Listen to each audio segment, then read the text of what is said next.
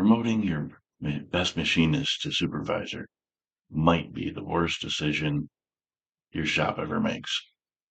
Just because someone can hold tight tolerances, hit cycle times, never miss a day, does not mean they can lead people. Leading isn't machining. It's conflict, it's accountability, it's hard conversations. When you promote the wrong person, you lose a great machinist and gain a bad supervisor. I'm breaking down why most shop supervisors fail. And now it's hurting your production more than you think. Full episode dropping soon.